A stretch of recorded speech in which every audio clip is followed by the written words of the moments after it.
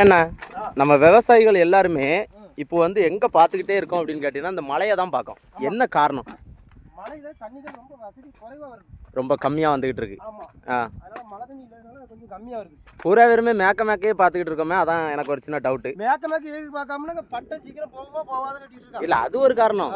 முக்காசியோட அந்த மழையே எட்டி எட்டி பார்க்காங்களா, அதான் கேட்டேன். மழை அதான் மழை தண்ணி இல்லை, மழை எப்போ வரும் மேகத்தை எட்டி பார்த்துட்டு இருக்காங்க. ஒன்றும் ஒரு அது இல்லை. ஆமா, அதனால கடவுள் என்ன நினைச்சிருக்காரு தெரியல, மழைக்குள்ள வாய்ப்பு எனக்கு தெரியல. நமக்கு அவசியமே வந்து மழை பெய்யுது, அழிவு வருதுங்க. நம்ம ஏரியாவில் ஒன்றையுமே காணும். மழையே இல்லை, நமக்கு தேவை மழை தான்.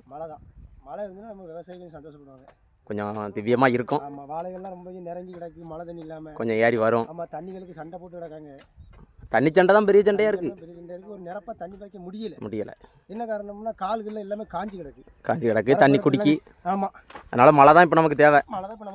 இப்போ ஆண்டவன்ட்ட வேண்டிக்கிட்ட வேண்டிதான். கடவுளை நினைச்சிருக்காரோ தெரியல.